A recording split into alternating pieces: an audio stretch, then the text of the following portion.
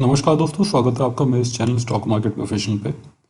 दोस्तों, yes bank के quarter one के नंबर्स आ चुके हैं। देखिए, जो नंबर्स आए हैं, किस तरीके के नंबर्स आए हैं, इसमें काफ़ी सारी अच्छी इन्फॉर्मेशन है इन्वेस्टर के लिए। अगर आप इन नंबर्स को डिटेल में नहीं देखोगे तो आपको पता चलेगा कि जो नेट प्रॉफिट है कंपनी का वो 60% गिर गया है, कंपनी को प्रॉब्लम हो गई है, या फिर कंपनी के जो ईपीएस है वो गिर गया है। तो वो सारी चीज़ें आपको पता चल जाएंगी। लेकिन अगर आप इनको ठीक से एनालाइज करोगे तो आपको पता चलेगा कि ये काफ़ी अच्छी न्यूज़ है इन्वेस्टर के लिए जो आज आती हुई दिखाई दी है इन नंबर्स के अंदर।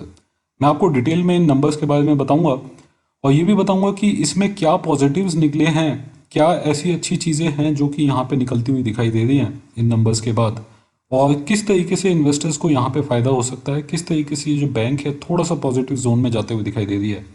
इससे पहले आज ट्रेडिंग सेशन में आप लोगों ने देखा क्या हुआ, उसके बारे में थोड़ी सी बातें कर लेते हैं। तो अगर आप इसका स्टॉक प्राइस देखेंगे, 11 रुपये 90 पैसे के आसपास ये जो स्टॉक है आज बंद हुआ है। इसका अगर आप आज डे हाई देखेंगे तो देखिए 11 रुपये 95 पैसे, मतलब अपने डे हाई के आसपास ये स्टॉक बंद हुआ है।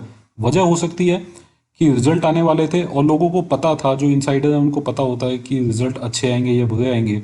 इसीलिए जैसे ही स्टॉक ने नीचे का सर्किट लगाया सुबह 11 रुपये 10 पैसे पे, स्टॉक में वापस से एक रिकवरी आई, काफी तेज रिकवरी आई। पूरे दिन ही 80 पैसे के खेल के बीच में रहा है और अभी देखिए जब बंद होते हुए ये जो स्टॉक है अपने अपर लेवल पे बंद हुआ है। 11 रुपये 90 पैसे के आसपास ये जो स्टॉक है बंद होता दिखाई दिया है। बहुत ही बड़ी वॉल्यूम आपको आ जाती हुई दिखाई दी है। 100 करोड़ से ज्यादा के शेयर्स यहाँ पे ट्रेड हुए हैं और अच्छी खासे मार्केट में डिलीवरीज भी उठाई गई हैं। तो ये एक पॉजिटिव संकेत है स्टॉक के लिए कि कुछ ना कुछ इस रिजल्ट में अच्छा है जो बाकी लोगों को पता नहीं चल रहा है। एक बार थोड़ा सा डिटेल में जान लेते हैं। सबसे पहले मैं स्टार्ट करूंगा क्या पॉजिटिव्स आए हैं इस बैंक के लिए। डिपॉजिट के अंदर 11% की ग्रोथ आपको दिखाई गई है, quarter on quarter basis, Q basis आपको 11% की ग्रोथ आपको दिखाई गई है। देखिए, आप लोगों को पता होगा कि इस कंपनी के डिपॉजिट हैं उसमें 40% की डी ग्रोथ आई थी पिछले 1.5-2 साल के अंदर। यहाँ पे 11% की ग्रोथ आपको दिखाई दी है पिछले क्वार्टर के कंपैरिजन में। अगर आप इसको पूरे साल में कंपेयर करोगे तो आपको डिपॉजिट कम होते दिखाई देंगे, लेकिन अगर आप सिर्फ क्वार्टर सीक्वेंशियल बेसिस पे देखोगे तो पिछले क्वार्टर के कंपैरिजन में काफ़ी अच्छे डिपॉजिट के नंबर आते दिखाई दिए हैं। ये पहला बड़ा पॉजिटिव इस बैंक के लिए। सेकंड चीज़ आप देखेंगे वो है नेट इंटरेस्ट मार्जिन, एनआईएम जिसको बोलते हैं। नेट इंटरेस्ट मार्जिन इस कंपनी ने 3% का जो लेवल है वापस से टच कर लिया है। पिछले क्वार्टर में ये 2% के आसपास चला गया था, वहां पे सीधा सीधा 1.1% का यहाँ पे गेन देखने के लिए मिला है। देखिए, जो नेट इंटरेस्ट मार्जिन होता है ये क्या होता है कि जिस रेट पे बैंक पैसा उठाती है और जिस रेट पे लैंड करती है उसके बीच का जो मार्जिन होता है उसको नेट इंटरेस्ट मार्जिन बोलते हैं। यहाँ पे 1% से ज्यादा की ग्रोथ देखने के लिए मिली है जो कि काफी पॉजिटिव चीज है इस बैंक के लिए। ये ग्रोथ आपको देखने के लिए मिली है क्वार्टर ऑन क्वार्टर बेसिस पे। अगर आप इसको ईयर ऑन ईयर बेसिस पे देखेंगे, वाई बेसिस पे देखेंगे तो आपको पता चलेगा वहां पे भी 20 बेसिस पॉइंट की ग्रोथ आपको देखने के लिए मिली है इस क्वार्टर के अंदर। तो पूरे साल में अगर आप देखें तो मेरे ख्याल से एनआईएम को लेके सबसे अच्छा क्वार्टर गया है इस कंपनी का।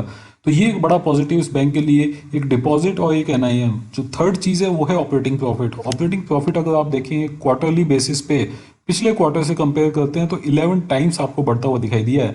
जो ऑपरेटिंग प्रॉफिट है वो आप देख सकते हैं करीब 1147 करोड़ के आसपास आपको यहाँ पे दिखाई दिया है, जो कि 11 टाइम्स है पिछले क्वार्टर के कंपैरिजन में। नेट इंटरेस्ट इनकम काफ़ी बढ़ गई है, आप लोगों ने देखा होगा। साथ ही दूसरी चीज़ इसमें ऑपरेटिंग एक्सपेंसेस काफ़ी कम हो गए हैं कंपनी के, जिसकी वजह से यहाँ पे इस तरह की ग्रोथ आपको देखने के लिए मिली है।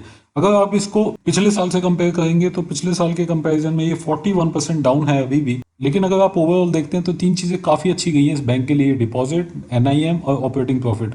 देख लेते हैं क्या नेगेटिव्स गए हैं, नेगेटिव चीज़ें क्या हैं इस बैंक के लिए इस नंबर्स के अंदर। देखिए, नेट इंटरेस्ट इनकम उसमें कई 16.5% की डी ग्रोथ देखने के लिए मिली है। 16.5% से नेट इंटरेस्ट इनकम यहाँ पे गिरती हुई दिखाई दी है। उम्मीद की जा रही थी नेट इंटरेस्ट इनकम यहाँ से 25 से 30% गिरती हुई दिखाई देगी, लेकिन अगर देखा जाए तो सिर्फ 16% की गिरावट आपको यहाँ पे देखने के लिए मिली है। इसको आप पॉजिटिव भी मान सकते हैं और इसको आप नेगेटिव भी मान सकते हैं, क्योंकि ओवरऑल ये गिरावट है। पिछले साल के कंपैरिजन में देखते हैं 2281 करोड़ की नेट इंटरेस्ट इनकम थी, जो कि कम हो गए यहाँ पे 1908 करोड़ के आसपास आपको आती हुई दिखाई दे रही है। नेट प्रॉफिट देखेंगे उसमें 60% का डिक्लाइन देखने के लिए मिला है। लास्ट ईयर ये 114 करोड़ था, इस बार ये 45 करोड़ के आसपास है।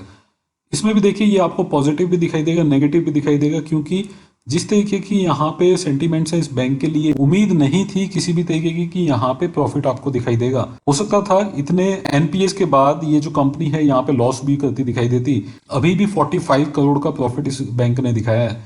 ग्रॉस एनपीए देखिए, ये अभी तक के हाईएस्ट है। सबसे खराब चीज जो इस बैंक के लिए हुई है वो ये ग्रॉस एनपीए, 17% से ऊपर यहाँ पे ग्रॉस एनपीए आपको बढ़ते हुए दिखाई दिए हैं। लेकिन इसमें आप ये मान सकते हैं कि ये सारी चीजें प्राइस के अंदर ऑलरेडी एडजस्टेड हैं, ऑलरेडी इंक्लूडेड हैं, तो इसकी वजह से आपको मार्केट में शायद बहुत ज्यादा नेगेटिव रिएक्शन स्टॉक के ऊपर नहीं दिखाई देगा। ग्रॉस एनपीए देखें तो यहाँ से आगे आने वाले टाइम में आपको ये चीजें बेटर होती दिखाई देंगी, और जैसे जैसे ये चीजें ठीक होंगी, ग्रॉस एनपीए या फिर जो स्लीपेज लेवल है वो जैसे जैसे ठीक होगा, वैसे वैसे स्टॉक में तेजी आने के चांसेस बनते हैं। देखिए, अगर आप इस कंपनी की प्रोविजनिंग देखेंगे, करीब 1087 करोड़ के आसपास की प्रोविजनिंग दिखाई दी है, जिसमें से 650 करोड़ की जो प्रोविजनिंग है वो कोविड रिलेटेड इश्यूज की वजह से है। तो ओवरऑल प्रोविजनिंग भी काफी बढ़ती हुई दिखाई दी है। इसको भी आप पॉजिटिव ले सकते हैं, नेगेटिव भी ले सकते हैं।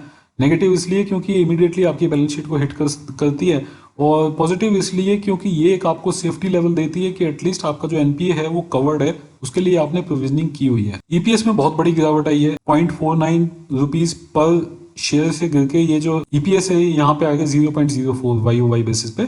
लेकिन इसकी बड़ी वजह है, देखिए काफी सारे शेयर्स इसके इशू हुए हैं। आप सब लोगों को पता होगा कि 2 बार बड़े इक्विटी इशू ये कंपनी निकाल चुकी है, जिसकी वजह से नंबर ऑफ शेयर्स काफी बढ़ गए हैं। तो जो ईपीएस है वो कम होना लगभग पक्का था, तो ईपीएस आपको इसलिए कम होता दिखाई दिया है। तो जो नेगेटिव्स भी हैं यहाँ पे, उसमें भी एक इंडिकेशन आपको मिल रहा है कि ये चीजें इतनी खराब नहीं है जितनी खराब लोग समझ के इस बैंक को ट्रेड कर रहे हैं, या जिस तरीके से इस बैंक को बेचा जा रहा है। आज भी हमने देखा कि काफी बड़ी शॉर्ट सेलिंग इस स्टॉक में हुई, और वापस से शाम के टाइम रिकवरी जो हुई उसमें भी शॉर्ट सेलिंग जो थी उसको कवर किया गया। तो ये सब करने की जरूरत नहीं है। अगर आप इस स्टॉक में इन्वेस्टर हैं, लंबे टाइम के लिए इन्वेस्ट करके बैठे हैं, तो आपको डरने की जरूरत नहीं है। आने वाले टाइम में ये जो स्टॉक है अच्छा परफॉर्म कर सकता है। यहाँ से जितनी चीजें खराब हो चुकी हैं शायद और चीजें खराब ना हो, क्योंकि अब कंपनी के पास पैसा भी है, बफर भी है, और आगे बढ़ने के लिए उसके पास रिसोर्सेज भी हैं। तो सारी चीजें हैं। अब यहाँ से अगर कंपनी परफॉर्म नहीं करेगी तो फिर आप कुछ कर नहीं सकते। यहाँ से पूरी उम्मीद है कि ये स्टॉक अच्छा परफॉर्म करना चाहिए, कंपनी यहाँ से बेटर होते दिखाई देगी, ना कि खराब होते हुए दिखाई देगी। तो ये मेरा एनालिसिस था, मेरी खुद की ओपिनियन थी इस स्टॉक के बारे में, रिजल्ट के बारे में। आपके जो भी विचार हो आप मुझे कमेंट बॉक्स में लिख के बताइएगा, हम लोग डिस्कस कर सकते हैं इन चीज़ों को और इसको बेटर अंडरस्टैंड कर सकते हैं। दोस्तों, अगर आपको ये वीडियो इन्फॉर्मेशन अच्छी लगी हो तो आप वीडियो को लाइक जरूर कीजिएगा, आप इसको शेयर कर सकते हैं। अगर चैनल आपको पसंद है, वीडियोस आपको पसंद है, चैनल को सब्सक्राइब कर लीजिए। फ्यूचर में इसी तरीके की इन्फॉर्मेटिव वीडियोस आपको टाइम टू टाइम मिलती रहेंगी। अभी के लिए इतना ही। Thank you very much, take care, bye bye.